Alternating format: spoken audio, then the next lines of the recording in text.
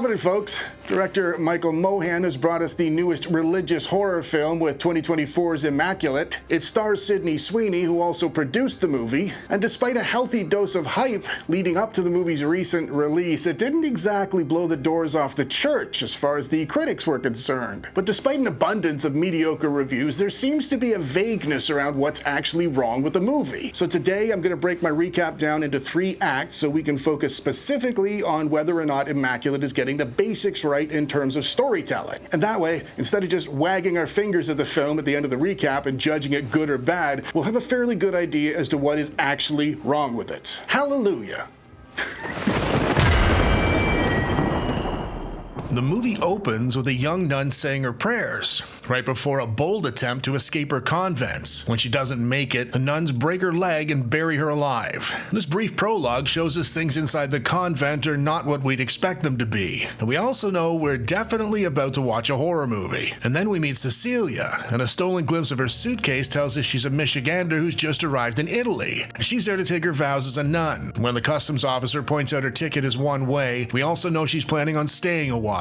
When she tells them she doesn't speak Italian, they tell her she's very young to be throwing her life away. Obviously, she doesn't understand them, but we in the audience certainly picked up on the potentially sinister undertones of his statement. Less than 45 seconds later, and she's speaking Italian with her taxi driver. When they arrive at their destination, we recognize the architecture, and that means it's the convent from the opening scene. It's safe to say this will probably serve as our setting for the next 90 minutes. As they're pulling in, it starts raining. This could be director Michael Mohan warning us of dark things inside. Or it might just rain that day during filming. Inside the convent's imposing walls, Cecilia meets the Reverend Mother, or the head of the convent if you want to know where Dune got the term from. And in this scene, Cecilia doesn't understand Italian again. And I'm guessing that means the taxi driver must have been speaking Italian with a very dense Detroit accent. Fortunately, Sister Isabel is fluent in English, and she tells Cecilia through jealous teeth the Reverend Mother is comparing her to an angel. And back in her room, Sister Isabel accuses Cecilia of coming to the convent to find herself. But Cecilia denies the suggestion immediately. So if you're here to find yourself, I'm not. And then Sister Isabel serves as the movie's first major horror trope in the form of the Harbinger. Normally, the Harbinger is a gas station attendant or a local crazy fella who warns the characters not to go any further with their journeys. And when they ignore that warning, which they always do, they now deserve everything that's going to happen to them in horror story logic. Next up, we meet Sister Gwen, who is the badass nun, and there's one in every convent from what I understand. And finally, we meet Father Saul Tedeschi, who arranged everything for Cecilia, including paying for her flight. Given this movie's 90-minute runtime, we now know we've met all of the major characters, and at least one of them will end up being the villain. Father Saul speaks fluent English, just in case he ends up in a scene Cecilia doesn't speak Italian, and he guides her through the last portion of her final vows. I wasn't able to confirm kissing the ring brings an end to the nun's perpetual vows ceremony, but the action does symbolize a transition, thus bringing an end to this movie's first act. There is no turning back. Her life will never be the same. She is officially a nun. For everything Immaculate's done right so far, there's one thing we still don't know yet, and it's something we should know by the end of the first act. We know what Cecilia's doing, but we don't know why she's doing it. And as the story progresses, the tension and the excitement is going to build around whether or not she's going to achieve her goal. And so we need to know what that goal is. Like now. Let's say our prayers, we get to find out in Act 2. One of you must have been praying pretty hard as Act 2 opens with the answer we were hoping for. Sister Cecilia reveals she died at the age of 12 after plunging into a frozen lake. When her heart was started up again 7 minutes later, she believed God revived her. She's in Italy to find out exactly what God wants her to do now that he's saved her. If you remember earlier, Cecilia emphatically denied Sister Isabel's suggestion she might be there to find herself. But if she's there to find out God's plans for her, that's exactly what she's doing there. And that means either the writer, Andrew LaBelle, didn't pay enough attention to Sister Cecilia's character development, or Sister Cecilia is a God-fearing nun who also tells lies. Apparently, the convent is housing one of Christ's crucifixion nails in the basement, and although this artifact would be the most incredible religious historically significant item in all of human history, they chuck it around like a rugby ball, and when Cecilia catches it, she faints. When she wakes up, she confesses about the fainting, but the priest isn't listening, and then she gets dragged away by the face, but it turns out it was all a dream. And when she wakes up from that dream, she sees the ghostly image of a nun in her room, but a quick flip of the lamp switch reveals that's not really happening either. Then there's a lovely montage of Cecilia learning churchy things with Sister Gwen, while Sister Isabel gives her the stink eye from all over the picturesque convent. And that section wraps up with some more religious imagery when Cecilia notices some of the older nuns have cross-shaped scars on the soles of their feet. And then all the young nuns take a group hot tub together, which is a very confusing thing to watch as an audience member with a healthy dose of respect for most of the world's religions. This scene allows Cecilia and Gwen's friendship to deepen a bit on screen as Gwen reveals her hatred for men as they chit-chat whilst combing each other's hair. And then, to make sure they've featured every possible religious horror movie trope, a bird flies right into the window Cecilia's looking through. And a moment later, Father Saul and the gang takes Cecilia aside privately to tell her she's pregnant. If this seems abrupt and out of the blue to you, that is the appropriate reaction. The only time I've seen her not in control of her faculties so far was when she handled the crucifixion nail in the basement. So, it's either a miracle or somebody knocked on her door that night and nailed her, knocking her up after the nail knocked her out. That stuff doesn't write itself. Hit the like button.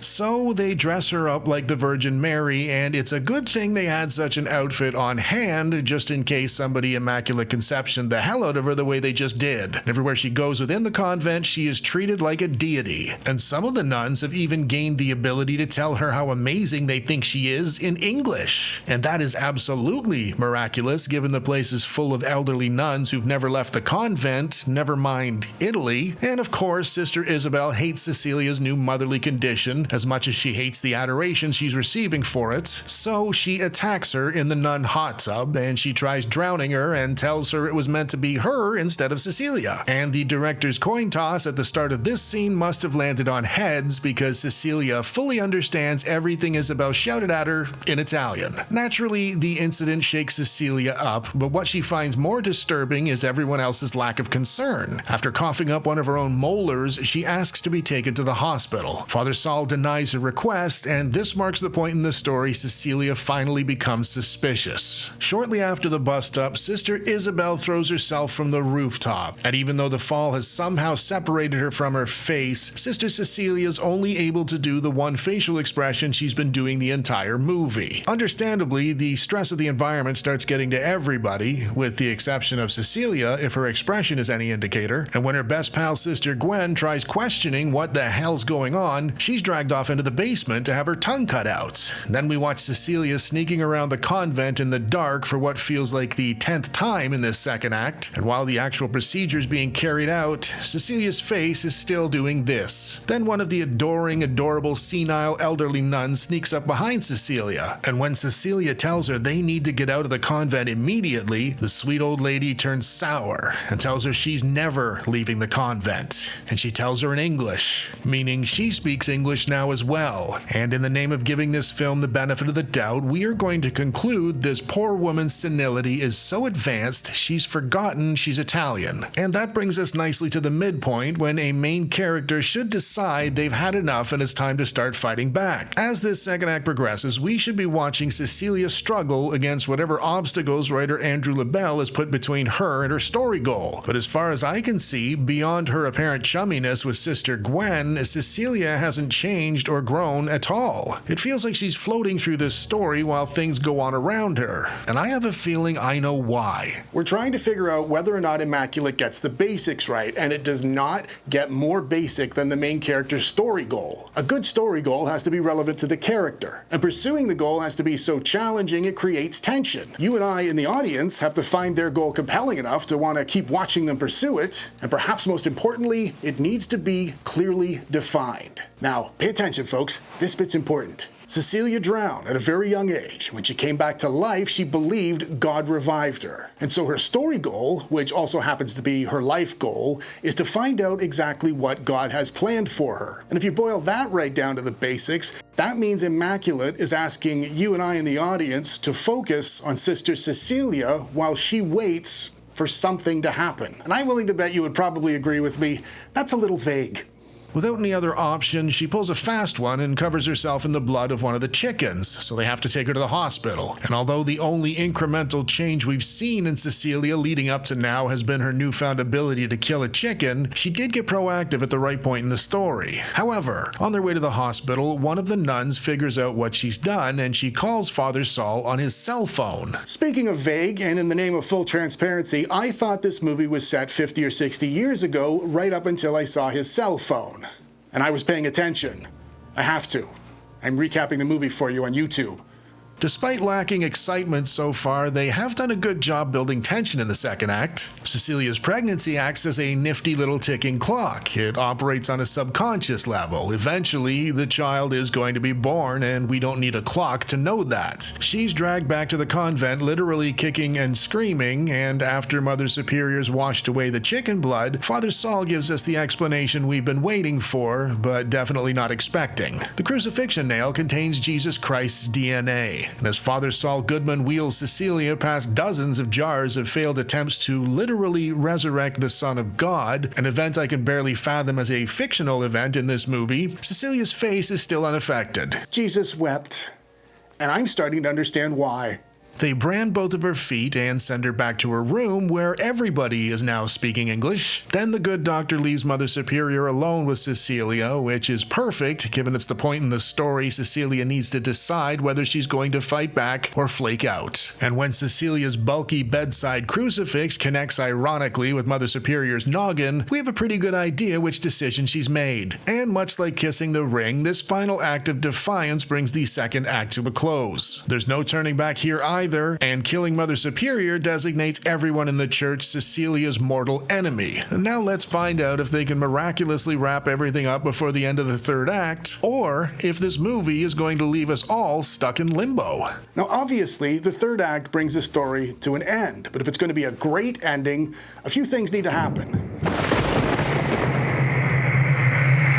Act 3 cranks up the ticking clock tension nicely, and as Cecilia steps over Mother Superior's lifeless body, her water breaks. And her next order of business in her delicate state? How about strangling the cardinal with her rosary beads? Now, before the third act resolves the main conflict between Cecilia and Father Saul, it should address any subplot conflicts. You might think taking out Mother Superior and the cardinal would do exactly that. But if you really look closely at Immaculate's story, there are no subplots. Subplots are meant to deepen the main conflict, but Mother Superior, the Cardinal, and Father Saul all had the same goal, and that's why we don't feel catharsis when Cecilia takes them out. Cecilia douses the lab in ethanol, and when Father Saul appears, the pair struggle, and tiny Cecilia manages to overpower the full-grown maniac while she's in labor. And despite bursting into flames head to toe, Father Saul manages to carry on fighting that good fight. You can probably deduce from this imagery what's actually going on here. They wrestle again, and after Cecilia eventually wins the match, she drags herself outside the confines of the convent where she delivers her little bundle all by herself in a scene that is nothing short of horror magic. You never see what she delivers, but I've isolated and amplified the sounds coming from it, and I will play them for you as this section comes to a close.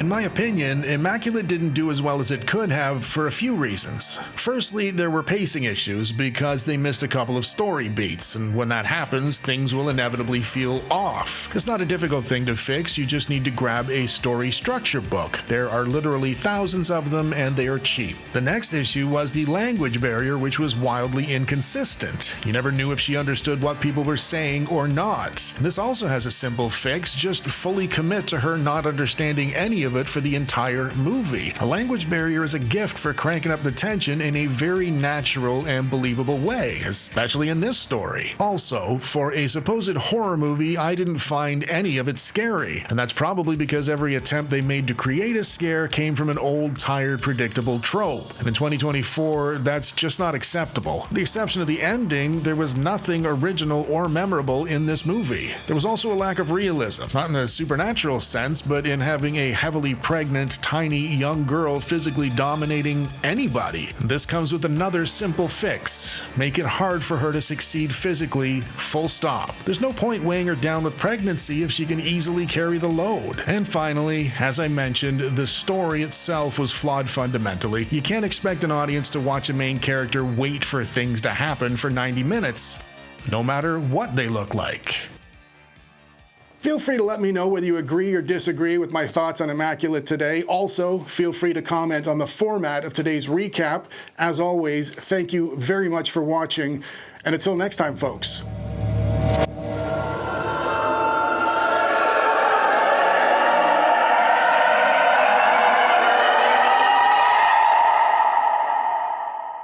It's me, Johnny, from that video you just watched, although I'm sure you know who I am, right? You should subscribe to the channel. It doesn't cost anything, it's easy to do, and it makes creative people like myself who thrive on compliments feel all warm and fuzzy. And if you like that last video, click on this next video because it's just as amazing. Click on it.